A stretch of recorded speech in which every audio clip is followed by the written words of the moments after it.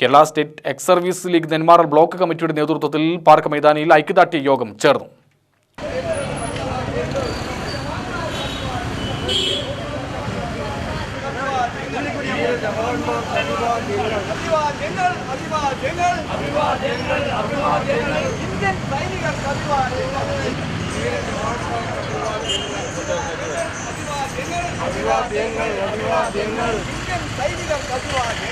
Operation സിന്ദൂറിന്റെ വിജയത്തിൽ പങ്കുവഹിച്ച സൈനികർക്ക് ഐക്യദാർഢ്യം പ്രഖ്യാപിച്ചും പഹൽഗാം ഭീകരാക്രമണത്തിൽ വീരമൃത്യു വരിച്ചവർക്ക് ആദരാഞ്ജലികൾ അർപ്പിച്ചുകൊണ്ടുമാണ് യോഗം ചേർന്നത്.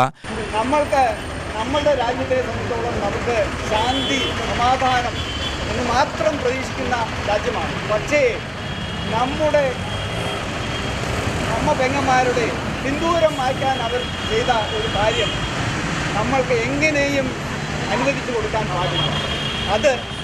അതിന് പകരം വീട്ടാനായി നമ്മുടെ യുദ്ധ ഭടന്മാർ ശരിക്കും അവർക്ക് നല്ലൊരു പ്രഹരം കൊടുത്ത് അവരെ കൊണ്ട് തന്നെ മുട്ടുമടക്കിച്ച് 10-ാം തീയതി വൈകുന്നേരം 5 മണി മുതൽ വെടിനിർത്തൽ കരാറെന്ന പോലെ ആയിരിക്കുകയാണ്.